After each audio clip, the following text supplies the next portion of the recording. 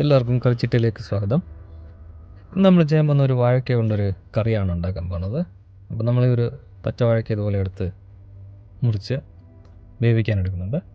അപ്പോൾ ഇതിനെ നമുക്ക് ഇതുപോലെ മുറിച്ചിട്ട് ഒരു കുക്കറിലിട്ടിട്ട് അത് മുങ്ങി നിൽക്കുന്നോളം വെള്ളം ഒഴിക്കുക.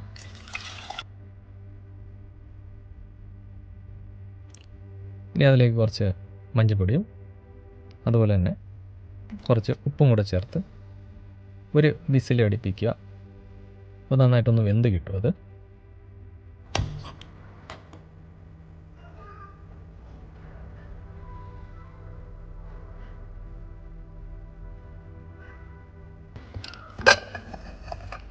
ഇപ്പോൾ വാഴയ്ക്ക നന്നായിട്ട് വെന്തിട്ടുണ്ട്.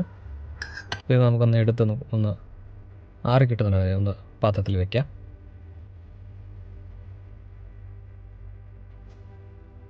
ഇതൊരു വ്യത്യസ്തമായിട്ട് ചെയ്യുന്നൊരു കറിയാണ്. അപ്പോൾ ഇതൊന്ന് നിങ്ങളും ചെയ്തു നോക്കാം. എല്ലാവർക്കും നല്ല ഇഷ്ടപ്പെടും. നല്ല വ്യത്യസ്തമായൊരു കറിയാണ് ഇത്. ചപ്പാത്തിക്ക്, ചോറിന്, ദോശയ്ക്ക് എല്ലാം കഴിക്കാൻ പറ്റുന്നതാണ്. നല്ല രുചിയാണ്.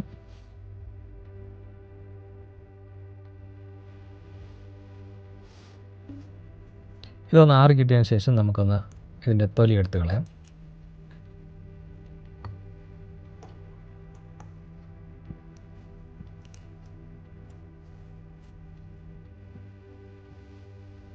ഇതുപോലെ തൊലിയൊക്കെ എടുത്തു കഴിഞ്ഞിട്ട് നമുക്കിതിനെ നന്നായിട്ടൊന്ന് ഉടച്ചെടുക്കണം.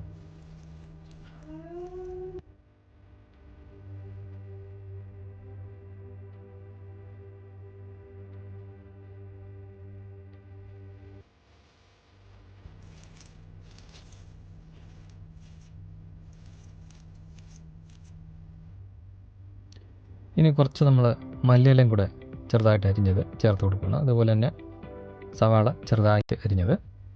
ഇനി കുറച്ച് ഉപ്പും കൂടെ. ഇത് കോൺഫ്ലോറാണ്, അതുകൊണ്ട് 3 ടേബിൾ സ്പൂണോളം കോൺഫ്ലോറും കൂടെ ഇട്ടിട്ട് നന്നായിട്ടൊന്ന് മിക്സ് ചെയ്തെടുക്കുക. നന്നായിട്ട് കുഴച്ച് നമ്മൾ മാവിന് എങ്ങനെ ഉരുട്ടിയെടുക്കും അതുപോലെ തന്നെ നമുക്ക് നന്നായിട്ടൊന്ന് കുഴച്ചെടുക്കാം.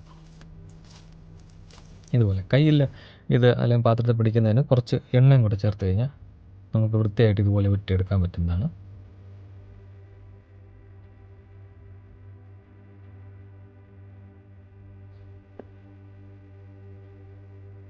എന്നിട്ട് നമുക്കിത് ചെറിയ ബോളുകളായിട്ട് നമ്മളിത് ഉരുട്ടി വെക്കണം.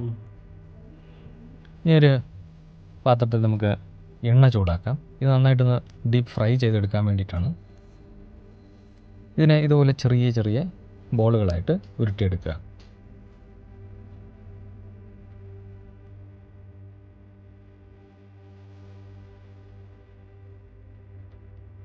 ഇത് അത്യാവശ്യം എല്ലാം നമ്മൾ ഉരുട്ടിയെടുത്തിട്ടുണ്ട് ഇതുപോലെ.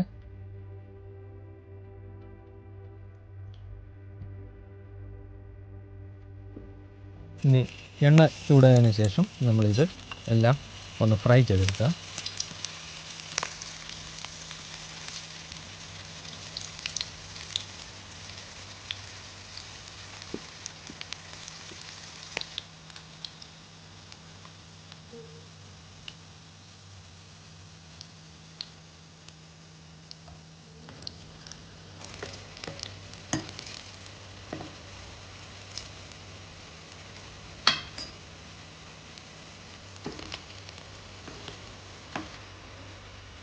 ഇപ്പോൾ ഇത് നല്ല ഫ്രൈ ആയിട്ടുണ്ട്.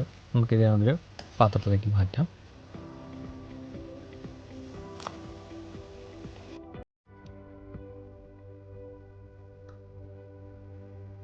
ഇനി നമ്മളൊരു പാത്രത്തിൽ കുറച്ച് എണ്ണ ഒഴിക്കുന്നു. എണ്ണ ചൂടായതിനു ശേഷം നമുക്കൊന്ന് കടുക് പൊട്ടിക്കാം.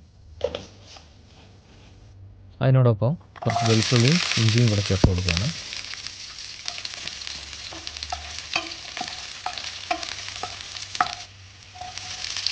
ഇനി ഒരു 2 സാധാരണ വലുപ്പമുള്ള സവാളയും കൂടെ ചെറുതായിട്ട് അരിഞ്ഞിട്ട് നന്നായിട്ടൊന്ന് റോസ്റ്റ് ചെയ്യുക.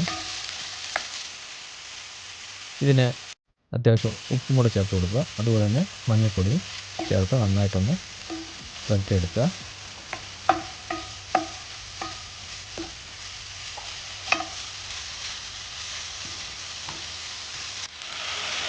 സവാളയൊക്കെ അത്യാവശ്യം റോസ്റ്റ് ആയതിനു ശേഷം 2 തക്കാളിയും കൂടെ ചെറുതായിട്ട് അരിഞ്ഞത് ചേർത്ത് കൊടുക്കുകയാണ്. തക്കാളി നല്ലതായിട്ടൊന്ന് റോസ്റ്റായി കിട്ടുന്നവരെ നമുക്ക് ഡീപ്പായിട്ട് റോസ്റ്റ് ചെയ്യാം. ഇനി നമ്മൾ കുറച്ച് മല്ലിപ്പൊടിയും കൂടി ചേർത്ത് കൊടുക്കുകയാണ്. 1 സ്പൂണോളം മല്ലിപ്പൊടി. അതുപോലെ തന്നെ കാശ്മീരി മുളക് പൊടിയാണ്. ഇത് ഗരം മസാല. നന്നായിട്ടൊന്ന് യോജിപ്പിച്ച് കൊടുക്കുക.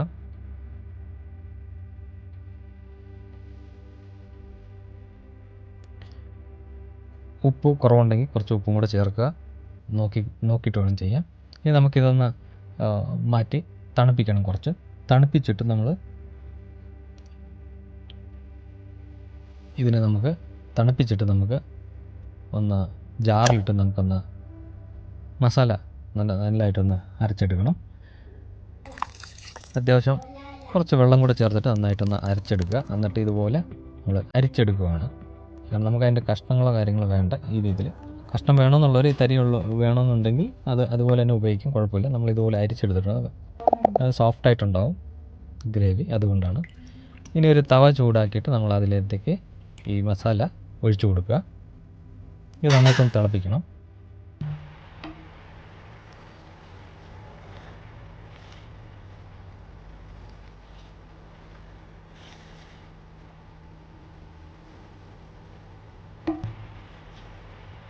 ഇത് കുറച്ച് മാഗി മസാലയാണ് ചേർത്ത് കൊടുക്കുന്നത്.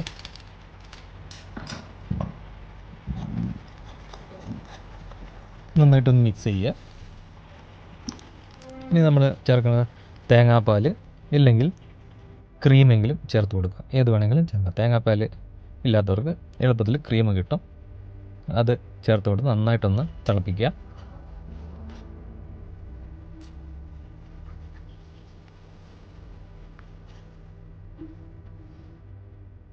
ഇനി നമ്മൾ ചെയ്യേണ്ടതെന്ന് വെച്ച് കഴിഞ്ഞാൽ നമ്മൾ നേരത്തെ ഫ്രൈ ചെയ്ത് വെച്ചിരുന്ന വാഴയ്ക്ക ഇതുപോലെ ചേർത്ത് കൊടുക്കുക.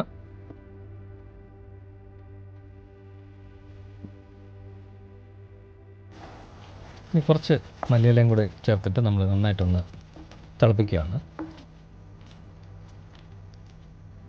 നന്നായിട്ടൊന്ന് തിളച്ചതിന് ശേഷം നമുക്ക് ഒരു സർവിങ് പ്ലേറ്റിലേക്ക് മാറ്റാവുന്നതാണ്. ഇത് വളരെ എളുപ്പത്തിൽ ചെയ്യാൻ പറ്റുന്ന റെസിപ്പിയാണ്. പ്രത്യേകിച്ച് നല്ലൊരു രുചിയുണ്ട്. എല്ലാ ആഹാരത്തിൻ്റെ കൂടെ നമുക്ക് ചേർത്ത് കഴിക്കാവുന്ന പറ്റുന്നതാണ്. നിങ്ങളൊന്ന് ട്രൈ ചെയ്ത് നോക്കുക ഈ രീതിയിൽ. അപ്പം ഈ ചെറിയ വീഡിയോ ഇഷ്ടപ്പെട്ടാൽ ലൈക്ക് ചെയ്യുക, ഷെയർ ചെയ്യുക, കമൻറ്റ് ചെയ്യുക. അപ്പോൾ വേറെ റെസിപ്പിയുമായി അടുത്ത വീഡിയോയിൽ കാണുന്നവരെ എല്ലാവർക്കും ബൈ ബൈ.